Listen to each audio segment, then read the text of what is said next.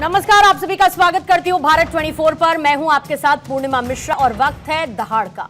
पटना के गांधी मैदान में मुस्लिम संगठनों ने वक्फ बचाओ दस्तूर बचाओ रैली का आयोजन किया, लेकिन इस मंच पर सियासी नेताओं की मौजूदगी ने वक्फ कानून के समर्थकों को पलटवार करने का मौका दे दिया। आज बीजेपी के नेता सुधांशु त्रिवेदी ने आरोप लगाया कि वक्फ बचाओ का नारा लगाने वाले समाजवादियों का बस चले तो संविधान में समाजवाद की जगह नमाजवाद कर दे।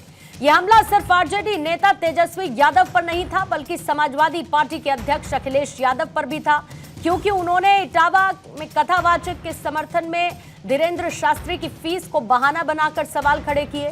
तो सुधांशु त्रिवेदी ने आरोप लगाया कि जब मुस्लिमों को दान देते हैं तो इनको दर्द नहीं होता। दरअसल ये विवाद बिहार चुनाव से पहले इसीलिए बढ़ा क्योंकि वोटर्स को साधने का सिलसिला सियासी दल की तरफ से चला जा चुका है।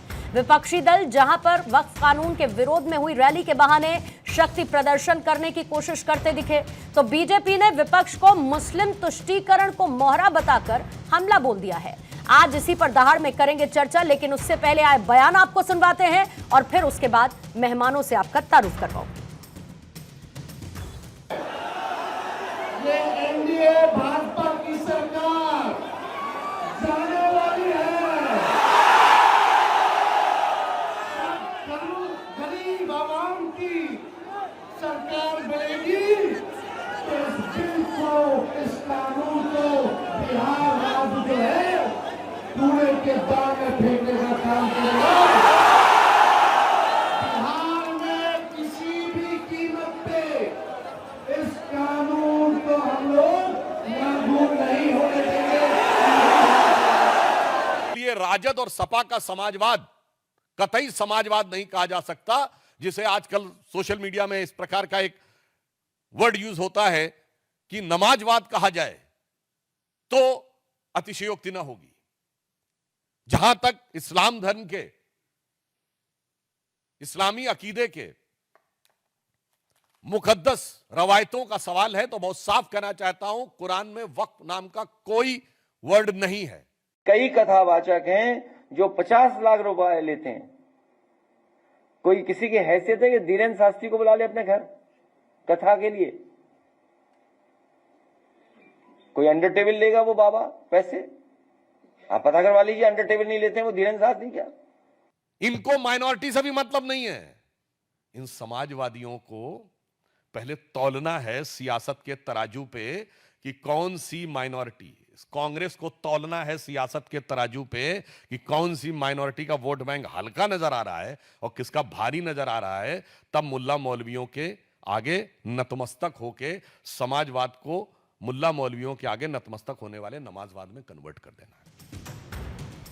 तो आइए सवालों का जिक्र करते हैं। आज पहला सवाल चर्चा में रहेगा शामिल। बिहार में वक्फ रैली, सियासी फिजा कितनी बदली?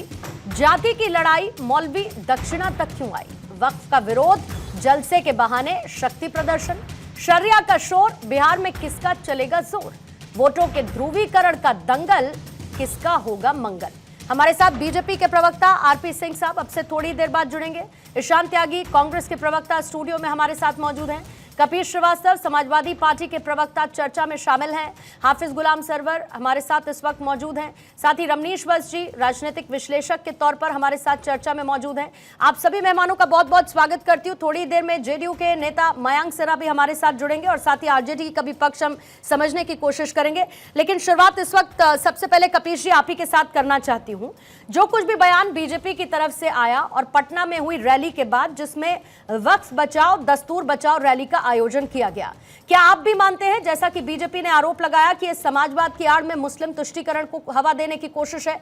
क्योंकि बिहार में चुनाव है और उस चुनाव में मुस्लिम वोटर्स कैसे निर्णायक मोड में रहे हैं, ये तो फैक्ट्स भी बताते हैं। देखिए, हरियाली के जो अंधे होते हैं उनको हर जगह हरियाली दिखाई देती है, और जो जैसा होता है और जैसा करता है उसे सब वैसे ही करते हुए नजर आते हैं। 80-20 की राजनीति, बांटने की राजनीति, धर्म के नाम पर विभाजन करने की, जाति के नाम पर विभाजन करने की और अपने वोटों की रोटी सेकने की जो नीति है, उसकी पेटेंसी तो भारतीय जनता पार्टी के पास। यहां तक कि वो भगवान की जाति भी बता देते हैं कि भाई हनुमान जी तो दलित थे, और कपड़ों से भी पहचान जाते हैं। सबसे बड़ी बात तो ये है कि कपड़ों से भी पहचानती। ऐसे लोग तुष्टीकरण का आरोप लगा रहे, जो आकंठ तुष्टीकरण में डूबे हुए हैं और जिनके लिए कहते हैं कि हम समर्पित हैं, उन्हीं का हक मारी कर देते हैं। क्योंकि वो निश्चित तौर पे जो हमारे सनातन परंपरा के अंदर जितनी जातियां हैं, उनमें से सिर्फ कुछ जातियों को ही वो अपना मानते हैं और चुनाव के दौरान वो सबको अपना मानते हैं। तो ये डिस्पैरिटी जो भारतीय जनता पार्टी करती रही है तुष्टीकरण के नाम पे, कोई भी तुष्टीकरण करेगा तो ज्यादा के लिए करेगा कि कम के लिए करेगा? अरे 80 वोट पाने के लिए कोई करेगा तुष्टीकरण कि 20 करेगा? हाँ, 20 की बात वो लोग जरूर करते हैं जो इस देश के संविधान से जुड़े हुए, इस देश की संविधान की रक्षा करना चाहते हैं, जो चाहते हैं कि समतामूलक समाज की स्थापना हो, उसमें सभी धर्म जाति के लोगों को बराबर का हक मिले। तो अगर किसी पीड़ित के साथ हम खड़े होते हैं तो कहा जाता है साहब आप नमाजवादी पार्टी बन गए। अगर हमको इतना ही नमाजवादी पार्टी बनना रहे हो तो आप कौन सी पार्टी बन रहे हो यही बता दो। आप तो जिनके लिए जिनका वोट लेते हो आप उनके साथ नहीं खड़े हो। और कहने के लिए आप हकीकत देखिए ना, विकास किसका हुआ है? विकास सिर्फ 2 लोगों का हुआ है, अडानी और अंबानी साहब। हमें बताइए कितने हिंदू बेटियों का इन्होंने हाथ पीला करने का काम किया, जो गरीब हैं, गुरबा हैं। ये बतावें कि कितना वजीफा देने का काम किया। और योगी जी के तो अपने स्कूल्स हैं गोरखपुर शहर के अंदर और आसपास, उसमें वो कितना लोगों को दे दिए। नहीं तो आप बता दीजिए कि वक्फ बोर्ड ने ये सारा काम कितना किया, वक्फ की जमीन पर कितने अस्पताल बन गए, कितने स्कूल खुल गए, ये भी बता दीजिए। वक्फ की जमीन से किस गरीब मुसलमान को कितना परसेंटेज में फायदा हुआ। और 20-20 की दुहाई आज सर आप दे रहे हैं, ये इनको तो बहुत अच्छी तरीके से पता है कि वो 20% इनको वोट नहीं करता है, न बिहार का 16% इनको वोट करता है। तो रिझाने की कोशिश वो करेगा जिसको वोट मिलता ही नहीं है, या वो उसको इंटैक्ट रखने की कोशिश करेगा जिसको वोट मिलता है? पूर्णिमा जी एक बात बताइए, जो वक्फ है वो क्या सरकार दी हुई है क्या जमीन? वो मुस्लिम लोगों की अपनी जमीन है, उनके बाप परदादा ने वक्फ किया है। उन्होंने अल्लाह के नाम पर धर्मार्थ और परमार्थ कार्य के लिए दिया है। और इसमें आपको कैसे ऐसा लग सकता है कि उस पे जो है वो चिकित्सालय नहीं है, उस पे अनाथालय नहीं है? मैं तो आपसे पूछ रही हूँ सर, मुझे लगता है या नहीं मैटर नहीं करता, आप बता दीजिए अगर है तो। मैं तो कह रहा हूं कि हैं, तमाम हैं, 1-2 नहीं, सैकड़ों और हजारों की संख्या में। लेकिन बदनाम करने के लिए अब आप हमसे अगर पूछेंगे 10 नाम बता दीजिए, तो हम आपको क्यों 10 नाम बता दें? हम आपसे पूछ लें कि न्यस्त संपत्ति में कहां कहां इन्होंने दिया है। गोरक्षनाथ पीठ का अपना जो तुलसीपुर के अंदर है, वह पूरे पूर्वांचल के अंदर है, कितने हॉस्पिटल इन्होंने दे दिए। और ये तो जमीन भी ऐसा नहीं है कि इनकी अपनी दान की जमीन, वो भी वक्फ की जमीन है। मुस्लिम लोगों की जमीन थी, जो गोरक्षनाथ पीठ जहां बनी हुई है गोरखपुर में, सारा खेल तो उसी का है। कहने वाली जमीन है, कब्जा करने वाली जमीन है, कागजात वाली जमीन है या बिना कागजात वाली जमीन है। अब ये कहने को तो सती तौर पर कहा ही जा सकता है ना, लेकिन पॉइंट क्या है सर? पॉइंट क्या है सर? 10 सेकंड की बोलिए। गोरक्षनाथ मंदिर जो है वो नाथ संप्रदाय का मंदिर है, जो मनवादी रीतियों के विरुद्ध स्थापित किया गया था।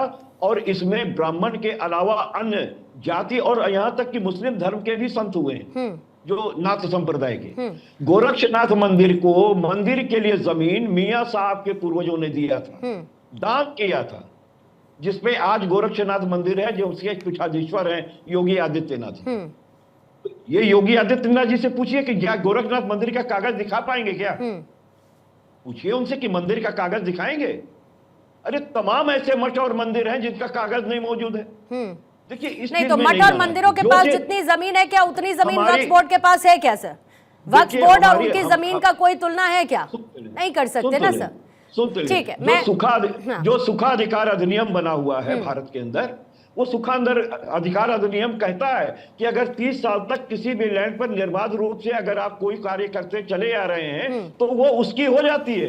ये तो न्यायालय कहेगा उस अधिनियम के अनुसार। मयंक सिन्हा जी, बाय यूजर पे जाके क्या मयंक सिन्हा जी, अगर पॉलिटिकल लीडर्स इस मंच पर पहुंचे जो उनका मंच था नहीं, लेकिन उसके बावजूद पॉलिटिकल लीडर्स उस पर पहुंचे। बिहार में चुनाव है, बिहार में मुस्लिम तुष्टीकरण, मुस्लिम वोट बैंक निर्णायक रहा, ये हर कोई जानता है। लेकिन बीजेपी को यह मौका क्यों आ गया कि समाजवाद में उन्हें नमाजवाद दिखने लगे? यह ध्रुवीकरण की कोशिश नहीं है क्या? या ध्रुवीकरण की तरफ हवा देने वाला यह बयान नहीं है क्या?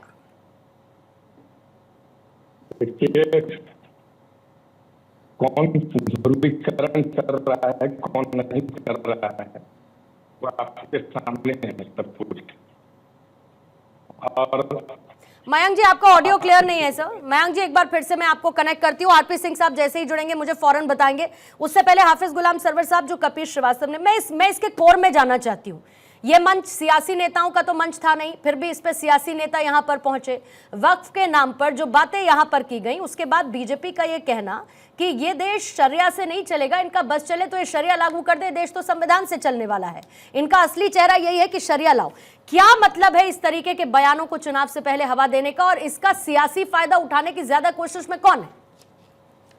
देखिए, सबसे पहले ये जान जाएं व्यूज़ कि हमारे जो भी सोशल अकाउंट्स हैं उस पर मैं इस कार्यक्रम का पहले से विरोध करता आ रहा था।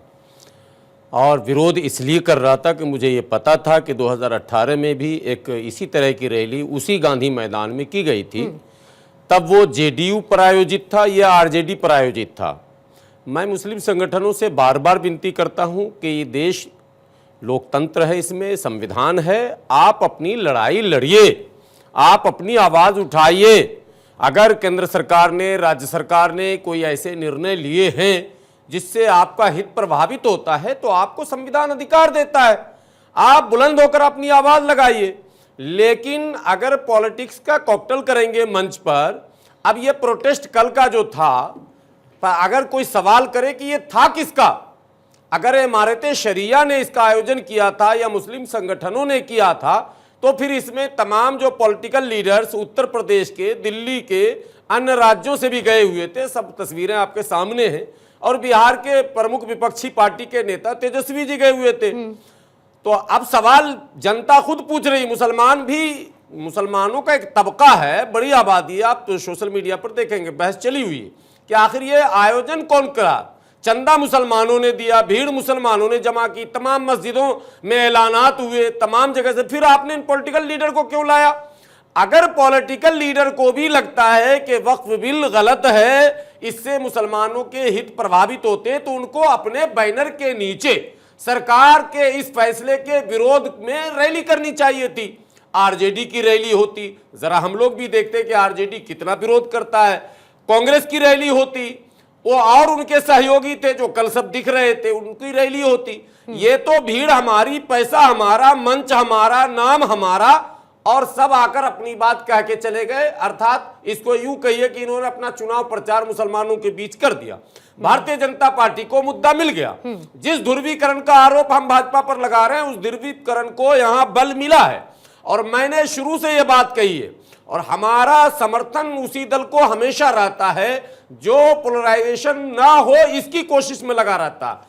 अगर आप भी ध्रुवीकरण की राजनीति कर रहे हैं, आप भी कर रहे हैं, ध्रुवीकरण को आप अपीजमेंट कह लें, वो आपकी भाषा है, पॉलिटिक्स में आप क्या कहेंगे, लेकिन ध्रुवीकरण 100% हो रहा। आप नारे तकबीर भी करके ना जुलूस निकाल रहे हैं, और आरजेडी का भी झंडा दिख रहा, कांग्रेस का भी झंडा दिख रहा, दोनों के नेता दिख रहे हैं। ये है क्या? अगर वक्फ कानून की मुखालफत करनी है तो बहैसियत मुसलमान के हम करेंगे, हमारे संगठन हैं बड़े बड़े, हम सब कुछ करते हैं।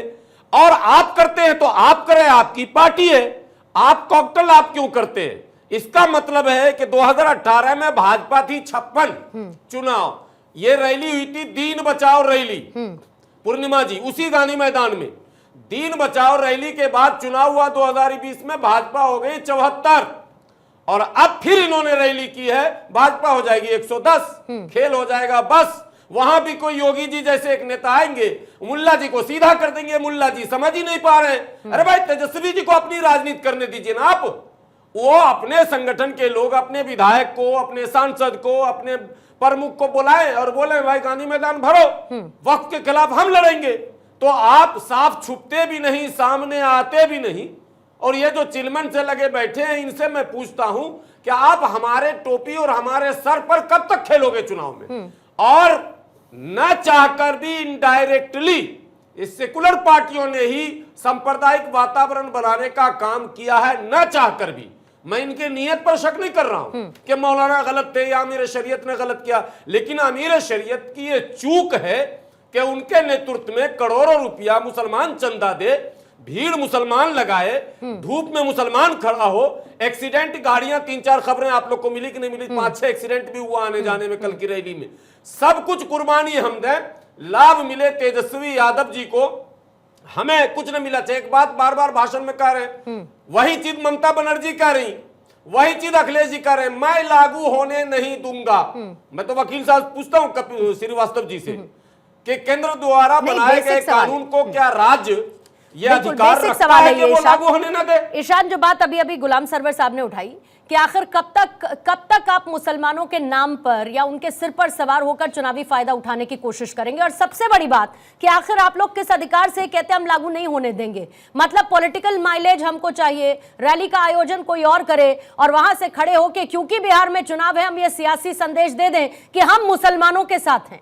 कहां पर? चुनावी मैदान में, दूसरे के मंच पर उसको हाईजैक करने की कोशिश के साथ, और बीजेपी को मौका मिल जाता है। पूर्णिमा जी, आपसे एक प्रश्न है, क्या मैं देश हित में एक मुद्दा उठा सकता हूं आपके मंच के माध्यम से? नहीं, अगर आपको रेलेवेंट लगता है तो लेकर चलिए। हाँ, रेलेवेंट है, काफी रेलेवेंट है, क्योंकि हमारे देश का जो हमारी सिक्योरिटी है उसका मुद्दा है। सीडीएस अनिल चौहान साहब के बाद कल हमारे जो डिफेंस अटैचे हैं कैप्टन शिव कुमार जी, उनका एक छोटा सा बयान मैं सुना देता हूं, उसके बाद मैं इस मुद्दे पर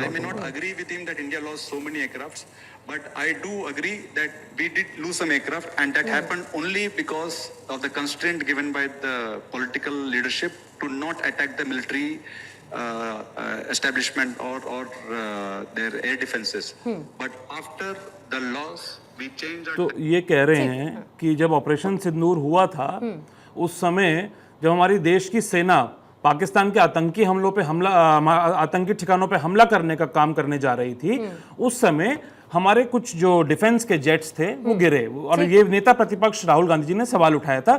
इस पे भी एक चर्चा होनी चाहिए, एक सार्थक बहस होनी चाहिए, सरकार को खुल के बताना चाहिए। इस पर बहस हो गई। नहीं, क्योंकि मैं बताता हूं वो क्या रहा है। सरकार ने यह कह दिया कि अभी ऐसी सिचुएशन में इन बातों का जिक्र करके हम किसी को इसका फायदा उठाने नहीं देंगे। ये उनका स्ट्रैटेजिक देश के फायदे के लिए, ये उनका स्ट्रैटेजिक डिसीजन है। लेकिन क्या आज मैं चर्चा इस पर कर रही हूं? क्या सेना के फायदे के लिए सरकार को आगे बताना चाहिए? क्या आज हम इस पर चर्चा कर रहे हैं? नहीं, बिल्कुल इस ये वही वाला हाल हो गया, ये वही वाला हाल हो गया। ये हाल क्या हुआ? ये हाल ये हुआ कि मुस्लिमों ने एक मंच सजाया और उसको हाईजैक कर लिया विपक्ष ने। मुसलमान के एजेंडे में फंस के मुस्लिमों ने एक मंच सजाया और सरकार के जो पिट्ठू बने हुए हैं आजकल, वो हिंदू मुसलमान के मुद्दे उठाने का काम कर रहे हैं। चर्चा करने के लिए बैठी हूं दूसरे मुद्दे पर, तो आप वहां पर दूसरा इशू लेकर आएंगे उन पे आज चर्चा नहीं हो रही है। ईशान, जिस पर आप चर्चा कर रहे हैं ना उस पर कर लेते हैं ना। हिंदू मुसलमान की राजनीति में मत फंसिए, भारतीय जनता पार्टी के जाल में मत फंसिए। ये बहुत डाइवर्जन है, बहुत बड़ा डाइवर्जन है। आज जिस मुद्दे पर चर्चा कर रहे हैं उस पर कर लेते हैं ना। या कांग्रेस के हेडक्वार्टर में, आज ये तय हुआ कि आज आप लोग जाएंगे और इस पर बात ना करके इस पर बात करेंगे। पार्टी हिंदू मुसलमान के बीच होने का काम 11 साल से कर रही है। किस पर चर्चा कर रहे हैं? किस पर चर्चा करें? आपको ब्रीफ ठीक से हुआ है ना सर? मैं ब्रीफ हुआ है ना, तो बस वापस आ जाइए ना उस पर, वापस आ जाइए ना सर। इसीलिए आपसे परमिशन तो आपने मुझसे ऑन एयर परमिशन ली। मुझे लगा कि चर्चा से जुड़ी हुई कोई बात आप सुनाना चाहेंगे। आप मुझे ये पता था कि आप बिहार से निकलकर आप सीधे उसी के बाद मैंने बाइक चलाई। Don't be such an immature, don't be such an immature, don't be such an immature. मैं जिस पर चर्चा कर रही हूँ क्या उस पर चर्चा कर सकते हैं? आप एक काम करें, आप ईशान ले लीजिए, आप 5 मिनट ले लीजिए। नहीं, आप 5 मिनट ले लीजिए। जब आप मेंटली तैयार हो जाए कि हम चर्चा किस पर करने जा रहे हैं तो मैं आ जाऊंगी आपके पास। मैंने तो ऑलरेडी आपसे सवाल पूछ लिया था, मैंने आपसे सवाल पूछ लिया था, आपने उसका जवाब न देने की बजाय फिर मुद्दे को डाइवर्ट करने की कोशिश की। ऐसे नहीं होता है ना। आप ले लीजिए, टाइम ले लीजिए, कोई इशू नहीं, कोई इशू नहीं है।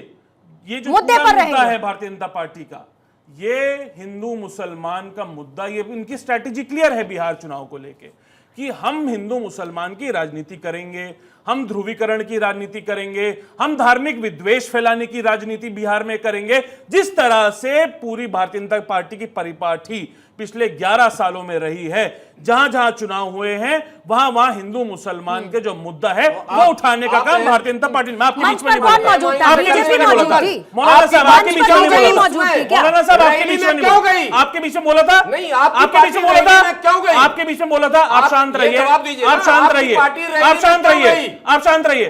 बीजेपी के पिट्ठू मत बनिए, बीजेपी के पिट्ठू मत बनिए, शांत रहिए 2 मिनट। आप बीजेपी के पिट्ठू मत बनिए, आप बीजेपी के पिट्ठू मत रहिए, आप शांत रहिए। बोल चुके हैं। अरे भैया, हम आरएसएस के नहीं है, आपने निकर पहन रखी होगी आरएसएस की, मुझे लगता है, मुझे लगता है आपने निकर पहन रखी होगी आरएसएस की, हम नहीं पहनते हैं, आपने किया था, भागलपुर आपने किया था, अब आप बोल लीजिए। कोकराझार जब होता ये है क्योंकि भारतीय जनता पार्टी के रिप्रेजेंटेटिव नहीं है, भारतीय जनता पार्टी के जो पिट्ठू हैं वो भारतीय जनता पार्टी को बचाने का काम कर रहे हैं। जो मुद्दे पर आने की बात करे, जो मुद्दे पर आने की बात करे, आपको टोक रही थी, आपको टोका मैंने क्योंकि आप मुद्दे से डाइवर्ट हो रहे थे, आपने सुना लिया। ऐसे नहीं होता है ईशान, ऐसे नहीं होता है, ऐसे नहीं होता है। सब कुछ आपके मन मुताबिक नहीं हो सकता। एक सेकंड, एक मिनट, आपको जब मैंने टोका, आपको मैंने टोका, आपने सुना? मैंने आपको टोका, आपने सुना? मैंने आपको बोला मुद्दे से मत भटकिए, आपने सुना क्या? आपने अपनी पूरी बात कर ली, आपने नहीं सुना, आपने नहीं सुना। ईशान डिबेट में एक मिनट इंपॉर्टेंट होता है, फॉर गॉड सेक। ये बात तो आपको समझनी पड़ेगी ना। एक सेकंड, अरे ठीक है, ये बताइए, मुद्दे की बात बताइए, कांग्रेस है, मुद्दे की बात बताइए त्यागी जी। उस मंच पर बीजेपी मौजूद थी क्या?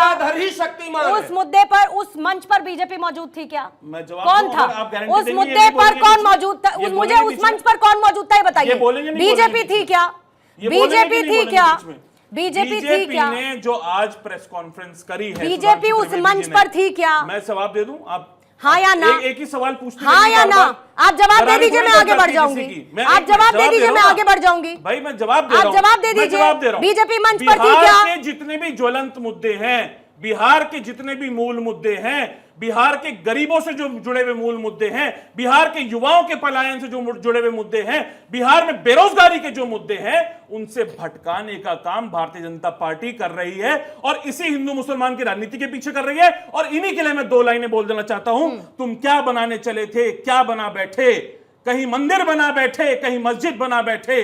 तुमसे अच्छे तो परिंदे हैं भारतीय जनता पार्टी वालों, कभी मंदिर पे जा बैठे, कभी मस्जिद पे जा बैठे। अगर बात करनी है तो बिहार में बेरोजगारी की बात करो, बिहार में बात करनी है तो पलायन की बात करो, युवाओं के। बिहार में अगर बात करनी है तो जिस तरह से इलेक्शन कमीशन 8 करोड़ वोटरों को बेरोजगारी की बात की आपने, वंचित करना चाहता है, कल मंच से बेरोजगारी की बात की क्या? पलायन की बात की कल उस मंच से? की कांग्रेस ने इस बारे में बात? लगातार आपने कल उस मंच से बात की कि नहीं की है बताइए मुझे। अरे कल उस मंच से आपने बात की बेरोजगारी की, कल आपने बात की क्या पलायन जैसे मुद्दे की, कल आपने बात की गरीबी की, कल आपने किस किस की बात की मुझे बताइए ना। जहाँ यहाँ पर बैठकर चिल्लाने से होगा, जब मंच पर आपको मौका मिलता है आप लोग इन मुद्दों के बारे में बात नहीं करते, आप बाहर से तुष्टीकरण की राजनीति करते हैं। ये देश संविधान से चलेगा, ये देश संविधान से चलेगा, ये देश संविधान से ही चलेगा। और उस संविधान के साथ जो खिलवाड़ करने की कोशिश करेगा वो एक्सपोज होगा। संविधान की प्रति सिर्फ हाथ में लेकर चलने से ईशान कुछ नहीं होता है, कुछ नहीं होता है, कुछ भी नहीं होता है। किस की प्रति एक्सपोज कांग्रेस वाले लोग, कांग्रेस का वोट बैंक सालों से कौन रहा ये बताने की जरूरत है। पिछले कुछ सालों में कांग्रेस का वो वोट बैंक छीनने वाली क्षेत्रीय पार्टियां कौन कौन थी, क्या ये बताने की जरूरत है? कांग्रेस ना इधर की रही ना उधर की रही, ये बताने की जरूरत है? आप बहुत आराम से बात कर रहे हैं क्या ईशान? आप बहुत आराम से बात कर रहे हैं क्या? वोट बैंक की राजनीति नहीं करती है कांग्रेस पार्टी। जो देश के मूल मुद्दे हैं, गरीबों के मूल मुद्दे हैं, महिलाओं के मूल मुद्दे हैं, युवाओं के मूल मुद्दे हैं, कांग्रेस पार्टी हमेशा उसी पे बात करती है। कौशल कांत जी इस वक्त जुड़ चुके हैं बीजेपी से, और आप मंच पर मौजूद रह के इनके बारे में बात नहीं करेंगे, लेकिन आप यहाँ डिबेट में बात करेंगे। आप देश की सिक्योरिटी से जुड़ी हुई अलग मुद्दे के चर्चा के बीच में लेकर आएंगे, वहां पर आप लोग बात नहीं करेंगे, वहां पर आप बात नहीं करेंगे, वहां पर आप बात नहीं करेंगे। इससे बेहतर सच्चा आपका यूट्यूब चैनल है ना, यूट्यूब चैनल है ना कांग्रेस का, वहां पर करिए ना। किसने मना किया आपको? करिए फिर, आपके चैनल के माध्यम से आप चैनल चैनल की एडिटोरियल लाइन थोड़ी तय करेंगे। देश की जो आंतरिक सुरक्षा है आपके चैनल के माध्यम से नहीं उठा सकते। कौशल कांत जी, आपको लाना चाहूंगी दिक्कत है जरा। आपके चैनल को आज नहीं है, इस पर कर चुकी हूं चर्चा में, और आपको हर बात का एक्सप्लेनेशन देने की ना मेरी जरूरत है और ना मेरी लायबिलिटी है। आपको कोई अकाउंटेबिलिटी नहीं है मुझे आपके ऊपर, मुझे मालूम है कि मैं आपकी आपको बताऊंगी, accountability- बिल्कुल नहीं है। मुझे मालूम- तो आपकी मत तय करिए accountability उसको, आप अच्छी anchor मत हैं। तय करिए मुझे ईशान, मालूम है कि चैनल और की समय accountability मेरा किधर है। जाया मत करा मुझे करिए मालूम आप, है कि कई समय पत्रकारों मत की जाया करा करिए accountability किस सर, तरफ है। समय मत जाया करा करिए। जब ऑन एयर एक बात पर चर्चा चल रही है उस बात पर चर्चा कीजिए, वो भी अगर आप चर्चा विलिंग है कर रहे थे, बीच में तो, कूद पड़े, अगर आप बीजेपी विलिंग के है पेट्रोल। तो, और नहीं है तो प्लीज पहले ही बता दीजिए, ये आप बीजेपी पहले ही के बता पेट्रोल पड़े दीजिए। बीच में। कांग्रेस वाले रैली करे ये ना भाई, बीजेपी की पिट्ठू कूद पड़े बीच में, ये देखिए फिर बोल रहे हैं, फिर बोल रहे हैं पचास ये। कुर्सी नहीं कौशल दी। कांत जी, बक्सर में। कौशल कांत जी, टोपी निकल कौशल कूद कांत पड़े जी। यार। अरे मेरी रैली थी, वो मेरे बाप का पैसा था, कांग्रेस के बाप का नहीं था। जबरदस्ती क्यों किसी कन्हैया के कुमार बाप गया? पे, किसी के कन्हैया बाप कुमार में पे- था, मैं तो चुनाव लड़के दिखाओ, मैं इस तरह की बेगूसराय बहस में नहीं करके करता हूं। दिखाओ। किसी के बाप पे टिप्पणी मेरे करना, बाप किसी की की मां पे टिप्पणी करना मुसलमानों मैं ने नहीं चंदा करता। दिया, और आपके और वो मौलाना भी पूरे बेनकाब देश के होंगे साथ जो खड़े हुए राजनीति कर रहे हैं। चाहे हिंदू हो मुसलमान हो, आपकी आंखें पे पट्टी बंदी हुई है, अगर पट्टी तो आप मैं पे कुछ बंधी नहीं हुई कर सकता है। उसमें। ठीक है कौशल कांत अभी साहब, चुनाव आएगा, टिकट ठीक। से ब्राह्मण लेंगे, वोट हमसे लेंगे। आप टिकट देंगे यादव को, वोट हमसे हाँ, भारतीय लेंगे। जनता पार्टी में कितने ठीक है? मुसलमान हैं? कांग्रेस में कितने सांसद हैं? वोट हम आपको कितने लेंगे। मुसलमान सांसद भाजपा हैं? नहीं चाहिए। कितने मुसलमान सांसद है भारतीय अरे जनता पार्टी भाजपा को हम के? वोट ही नहीं कितने देते। मंत्री हम वोट ही नहीं मुसलमान हैं, देते, बताइए। कोई मुसलमान देता ही नहीं। बताइए ना। आप जो वोट क्यों लेते तरफदारी हो कर रहे हैं? सेकुलर क्यों तरफदारी कर विरोध रहे हैं? तो टिकट आप क्यों क्यों नहीं तरफदारी देते कर रहे हो? हैं? ठीक है। प्रतिनिधित्व आप क्यों नहीं देते हो? आप जैसे लोग हैं इसलिए आपके समाज का पतन हो रहा है। नहीं नहीं हो यार, रहा है ना। कांग्रेस जिस दिन खत्म होगी देश का कल्याण हो जाएगा। एक मिनट, आपके हिसाब से मुस्लिमों का पतन हो रहा है? हाँ, नहीं, पतन मुसलमानों का पतन पतन हो तो रहा है। इन्होंने करके तो दिखाया। आपने क्या किया? के राज में 70 सालों में आपने क्या किया? पार्टी के राज में सबसे ज्यादा यूपीए शासन का राज क्या किया आपने? राज में आपने पतन होने दिया, पतन होने दिया। पार्टी के राज में एससी समाज जितनी का रिपोर्ट भारतीय तैयार जनता हुई, पार्टी के राज में जितनी ओबीसी रिपोर्ट समाज का जितनी रिपोर्ट शेड्यूल्ड ट्राइब्स का जितनी पतन रिपोर्ट हो रहा है भारतीय जनता पार्टी के राज में। सरकार ने तैयार भारतीय जनता पार्टी के राज सर, में का पतन हो रहा है। जितनी भारतीय रिपोर्ट जनता पार्टी के राज में। जितनी रिपोर्ट कांग्रेस के शासनकाल में तैयार हुई उस पर अमल करने वाली कांग्रेस कितनी थी सबने देखा। मुसलमानों उन सब पर अमल करने वाली कांग्रेस कितनी थी ये सब देखा। ले लो स्ट्रक्चर कमेटी की ठीक है, रिपोर्ट। आइए वापस चर्चा की तरफ लौटते हैं। कौशल कांत जी, आपके पास आते हुए, तो वोट बैंक की राजनीति अब खुलेआम किसी धार्मिक मंच से होगी क्या, जैसा कि पटना से कोशिश हुई? और अगर वहां पर नेता जुटते हैं तो फिर बीजेपी को जरूरत पड़ेगी शरिया को बीच में लाने की, संविधान को कचरे में डाल देंगे, ये बात कहने की? देखिए, आप देख रही हैं कि कौन धर्म की राजनीति की तरफ जाता है, कौन सी पार्टी हमेशा धर्म का इस्तेमाल करती है, और कौन सी पार्टी हिंदू धर्म को तोड़ करके जातियों के नाम पे राजनीति करने की कोशिश करती है। ये 2014 से नजर आ रहा है। एक्चुअली कांग्रेस हो या दूसरे इंडी गठबंधन है, 2014 से लेकर 2024 में जो देश की जनता ने मिल करके किया, आजाद भारत में पहली बार शायद हिंदू इतना यूनाइट हुआ, और जिसकी वजह से भारत देश मजबूत हुआ कि 2014 में केवल 44 सीट थी कांग्रेस की, 2019 में बढ़ के 52 हुई, और 2024 में 99 हुई, अभी भी 99 पे ही है। इतना सब कुछ करने के बाद, इतनी धर्म की राजनीति, जातियों के में विद्वेष फैलाने के बाद भी कांग्रेस को कुछ मिल नहीं रहा है। इस वजह से वो मजबूर है धर्म पे जाने की। बड़ा क्लियर है कि देश संविधान से चलेगा, ना कि कुरान से चलेगा, ना ही शरिया से चलेगा, इसमें कोई डाउट नहीं। और किसी को अगर इसमें शंका है तो अपनी राजनीति की दुकान बंद करके जा सकता है। देश चलेगा तो संविधान से। क्योंकि मैं डिबेट में देर से जुड़ा तो मुझे ये नहीं पता कि मेरे साथियों ने क्या क्या कहा, तो मैं किसको क्या रिप्लाई दूं। तो आप मेरे से सवाल पूछिए, मैं जवाब दे पाऊंगा, क्योंकि मैं लेट जुड़ा हूं तो मुझे ये नहीं मालूम कि चर्चा क्या चल रही थी। मैं तो सिर्फ लड़ाई झगड़ा देख रहा था जितनी देर से जुड़ा था, तो मुझे मालूम नहीं सब्जेक्ट क्या था। ठीक है कौशल कांत जी, थोड़ी जी बस सवाल इसी बात को लेकर है कि जब आपने आज नमाजवाद की बात कर दी, समाजवाद को नमाजवाद में कैसे बीजेपी देख रही है, आज क्यों जरूरत इस बात की आन पड़ी है? इसलिए आन पड़ी पूजा जी कि देखिए, जब समाजवादी पार्टी की सरकार थी तो उस समय कांवड़ यात्रा पे बैन कर दिया गया था। जब समाजवादी पार्टी की सरकार थी तो 84 कोसी परिक्रमा बंद कर दी गई थी। समाजवादी पार्टी की सरकार थी तो जो पुलिस थानों में कृष्ण जन्माष्टमी मनाई जाती थी उसको बंद कर दिया गया था। जब समाजवादी पार्टी की सरकार थी तो राम भक्तों पे गोली चली थी। जब समाजवादी पार्टी की सरकार का भी चुनाव चल रहा था तो उनका नारा था क्या, मथुरा न काशी, अयोध्या में फला फला पासी।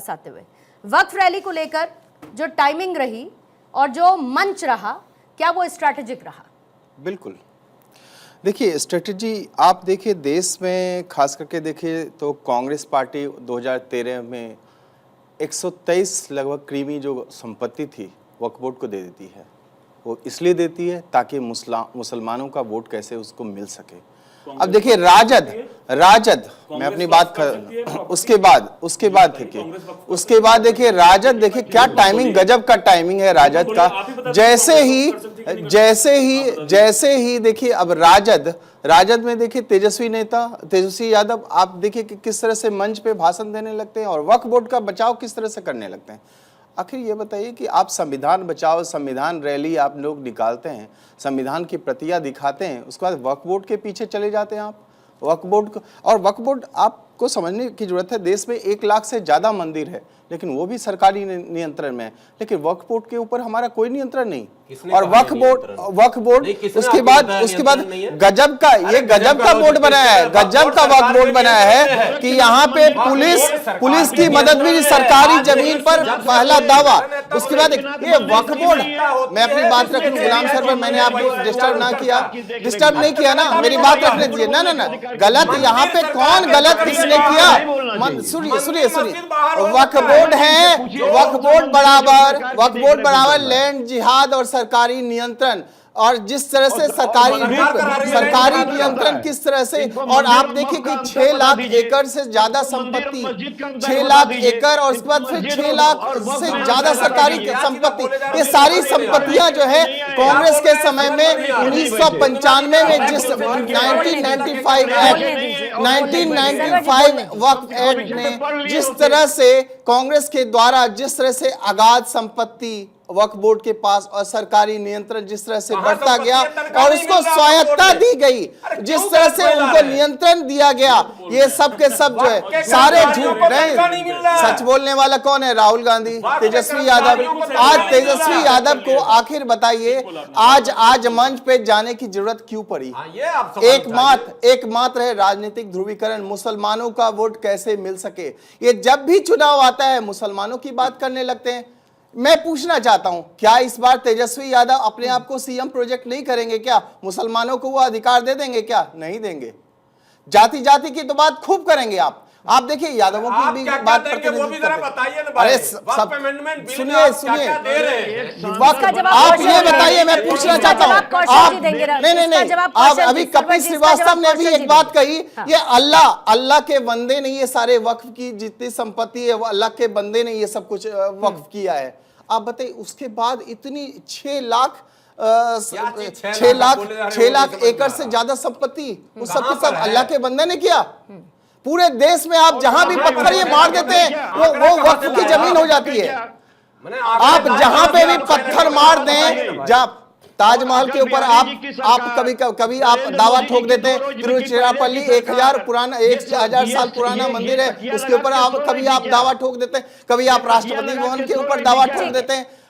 जहां भी ये पत्थर मार देते हैं उसको कहते हैं वक्फ की जमीन हो गई। आखिर कैसे भाई? इसका कहीं कोई माकूल तरीका हुआ? देखिए बार जब भी संशोधन किया गया, खास करके कांग्रेस पार्टी के द्वारा सबसे ज्यादा 1995 में कांग्रेस का इस्लामी तुष्टीकरण का सबसे ज्यादा नमूना जो पेश किया था उस समय हुआ था। उसके बाद 2013 में, उसके बाद 2013 में जिस तरह से पीवी संपत्ति को दिया गया, कांग्रेस पार्टी ने जो जिस समय वक्फ को दिया गया, ये सब कुछ क्या था? ये सिर्फ और सिर्फ इस्लामिक वोट का किस तरह से ध्रुवीकरण किया जा सके। और आज वही चीज जो है राजद, वही चीज जो है आज मुसलमानों का स्तर गिरता जा रहा है। अपने शासनकाल की बात नहीं की उन्होंने, अपने शासनकाल की उन्होंने बात स्किप कर दी ना।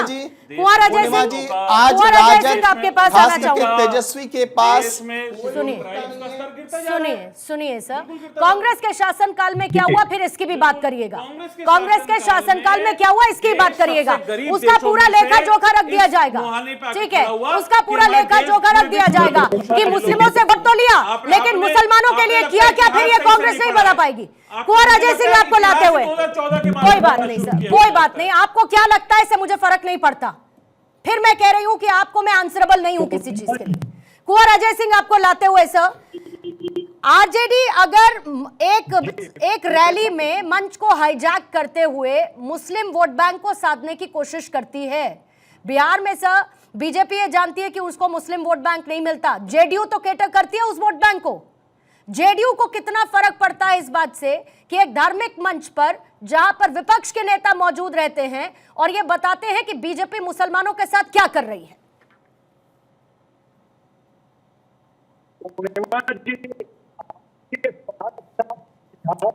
जनता और अल्पसंख्यक जो मुस्लिम हैं, मुस्लिम वोटरों को केवल अजय जी ऑडियो का प्रॉब्लम है सर। अपने लालच अजय जी ऑडियो का प्रॉब्लम है सर, सो सॉरी, ऑडियो का प्रॉब्लम है। एक क्लोजिंग कमेंट की तरफ मैं बढ़ती हूँ। आज वैसे भी चर्चा में समय बेवजह की बहस में ज्यादा गया है।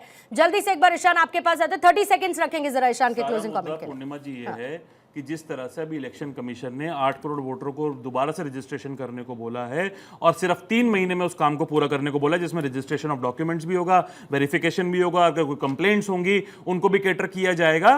तो ये सारा मुद्दे जो हैं, 8 करोड़ जो वोटर हैं उनकी चोरी का मुद्दा है, लोकतांत्रिक मूल्यों को हनन करने का मुद्दा है, उसको कवर अप करने का काम भारतीय जनता पार्टी हिंदू मुसलमान की राजनीति से कर रही है। क्योंकि असम में 3.5 करोड़ वोटरों की जो एनआरसी हुई थी उसमें 6 साल लगे थे और ये इसमें 3 महीने दिए गए हैं कि आप 8 करोड़ वोटरों का जो रजिस्ट्रेशन है और उनको पूर्ति करने का काम सरकार सरवर करे। साहब आपका 30 सेकंड्स रखिए।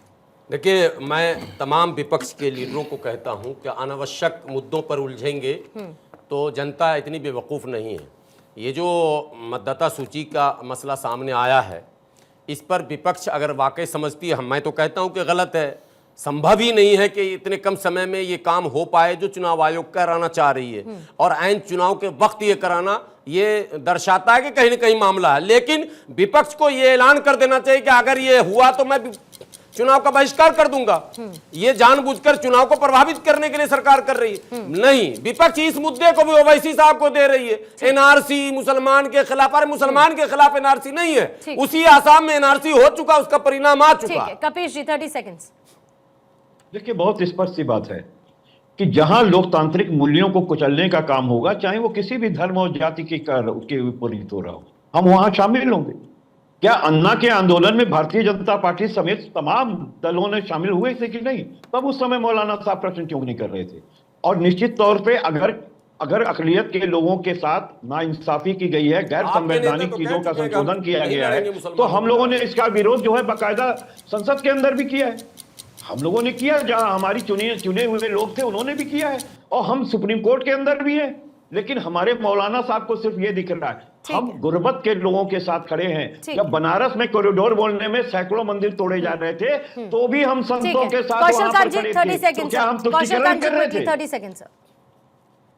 पूर्णिमा जी देखिए, देश की जनता को पता चल गया और देश को भी पता चल गया कि जब भी देश का लोकमत एक साथ यूनाइट होगा तो ये जो डिवीजन की पॉलिटिक्स करने वाले लोग हैं, जो जाति की राजनीति करते हैं, धर्म की राजनीति करते हैं, वो हारते आए हैं और वो हार रहे हैं। इसी वजह से वो बार बार धर्म और जाति पे दोबारा जा रहे हैं।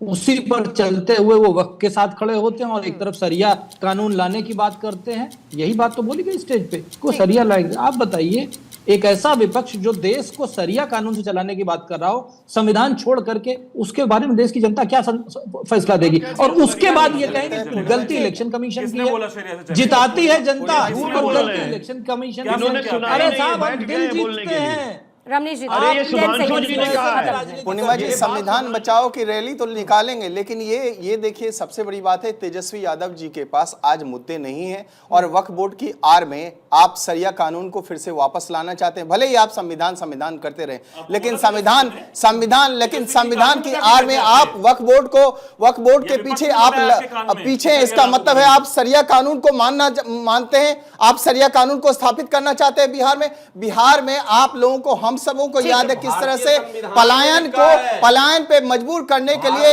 ये सारे के सारे जो लोग थे, उसमें सबसे बड़े नेता थे लालू यादव।